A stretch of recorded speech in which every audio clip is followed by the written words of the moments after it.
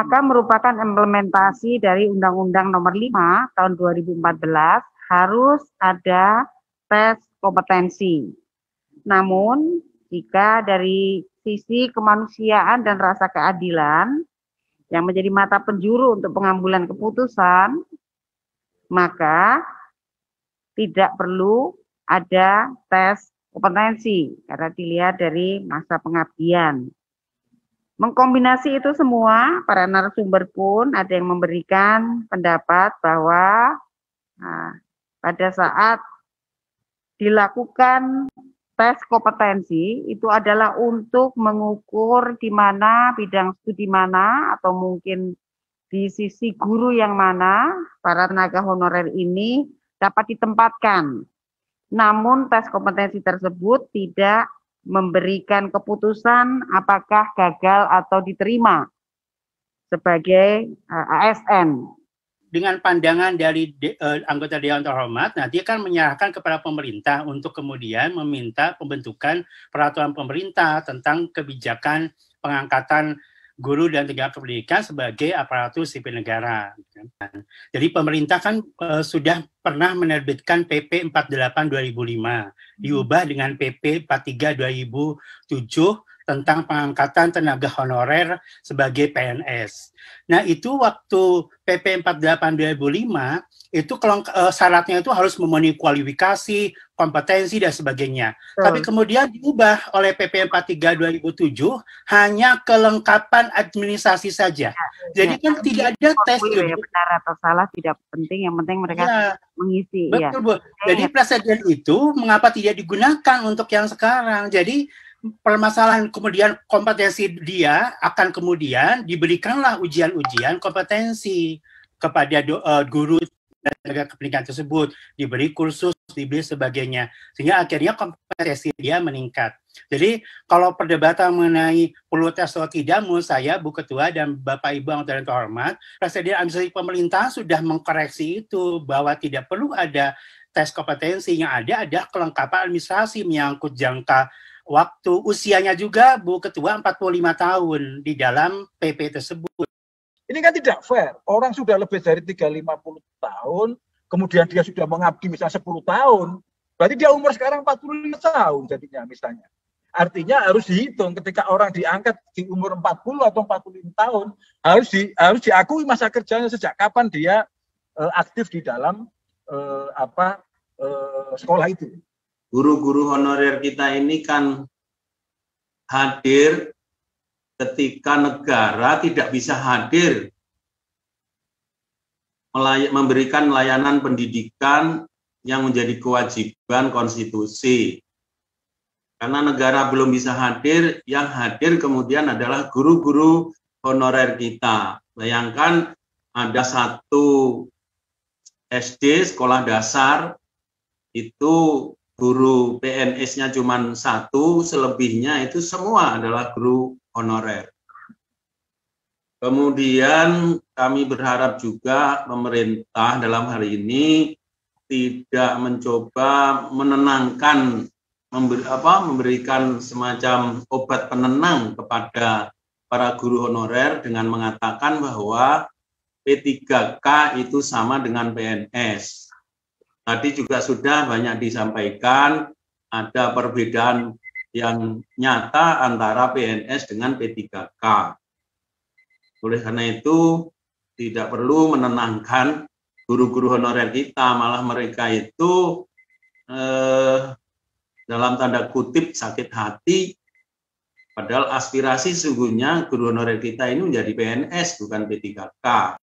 P3K itu kontraknya paling panjang, paling banyak 5 tahun, dan kalau ingin memperpanjang itu ada satu hal yang sangat rawan dalam tradisi kepegawaian kita, yaitu rawan pungli untuk bisa mendapatkan perpanjangan kontrak. Apalagi mereka yang sudah mengabdi sampai 10 tahun ke atas, ini merupakan salah satu catatan yang harus diperhatikan oleh kementerian dan pemerintah pada dasarnya. Sehingga tentunya dari semua yang disampaikan, kita sepakat bahwa ini merupakan masukan, kemudian insya Allah akan jadi catatan bagi Komisi 10 khususnya Panja ini untuk menjadi masukan ke depannya.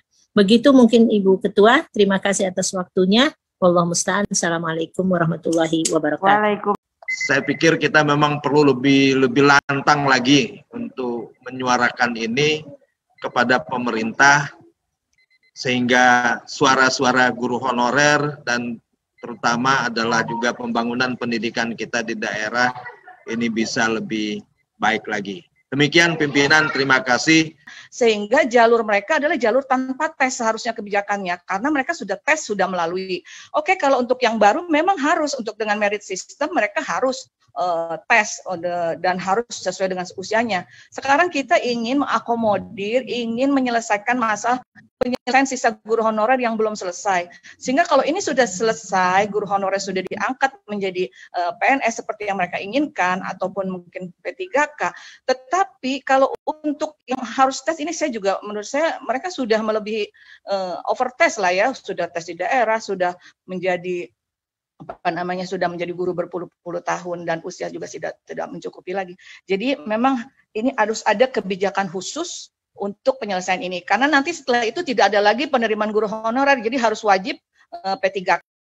Penerimaannya nanti tidak boleh lagi ada guru honorer di Indonesia, karena kalau guru honorer selamanya akan selalu tidak akan kesejahteraannya tidak adil begitu. Demikian mungkin. Terima kasih. Saya menemui satu desa, sekolahnya ada, tidak ada satupun guru PNS, semuanya guru honorer. Ya, tidak ada satupun guru PNS. Jadi dari kepala sekolah sampai, tapi itu sekolah negeri. SD negeri tidak ada PNS-nya. Semua guru honorer dari kepala sekolah sampai ke bawahnya. Nah ini kan singgung perhatikan fasilitas sekolahnya sudah tentu, gurunya aja tidak terpedulikan, apalagi fisiknya. Dan ini bukan satu dua, ya saya yakin tempat daerah lain pun ada banyak seperti itu. Jadi barangkali nanti sama-samalah kita harus berpikir, bekerja keras, ya merubah pola pendidikan kita ini adalah insya Allah ke depannya semakin baik. Dan banyak pakar-pakar kita yang bisa dapatkan ilmu. Terima kasih, mohon maaf. Assalamualaikum warahmatullahi wabarakatuh.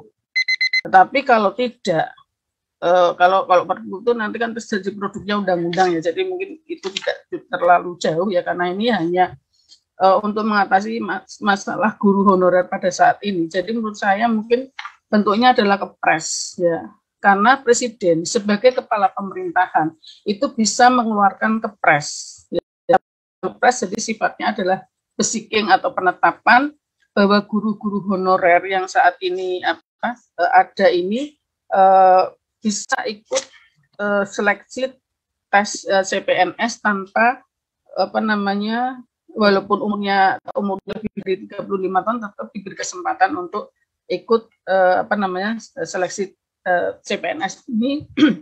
Nah, mengenai tesnya apakah tadi sesuai ada kompetensi ada tes kompetensi atau jadi tadi kalau Pak Dr. Dian yang menyatakan bahwa untuk GTK honorer yang sudah mengabdi ya, itu menurut saya selama 5 tahun atau lebih itu menurut saya juga tidak perlu tes kompetensi, dalam arti tes kompetensi yang sama dengan PNS pada umumnya. Sebagainya nanti monggo bisa disarankan pada presiden. Nah, diperlukan tes kompetensi atau tidak, Bapak Ibu anggota yang terhormat, menurut saya tidak diperlukan tes kompetensi kemahiran lagi. Sebaiknya yang diperlukan itu adalah pemenuhan persyaratan mengenai syarat administrasi pendidikan, kesehatan, dan pengetahuan Pancasila saja, Bu, demi idealisme dan loyalitas kepada negara. Jadi kompetensi kemahiran, mereka sudah berpuluh-puluh tahun, Bapak Ibu anggota yang terhormat, kasihan kalau kemudian diminta tes kompetensi. Justru kepada mereka itu diberikan pengetahuan, keterampilan untuk dididik, meningkatkan kompetensi. Jadi jangan lagi kemudian diberi kompetensi, kecuali dia orang lain yang baru kemarin sore gitu, Bapak Ibu baru mengajar gitu kan. Dia berpuluh-puluh tahun gitu loh. Kemudian diberi kompetensi, gimana gitu kan negara menilainya. Nah, kalau saya justru yang penting adalah mereka memenuhi syarat administrasi pendidikan S1, S2 atau S3 misalnya gitu, Bapak Ibu dan terhormat.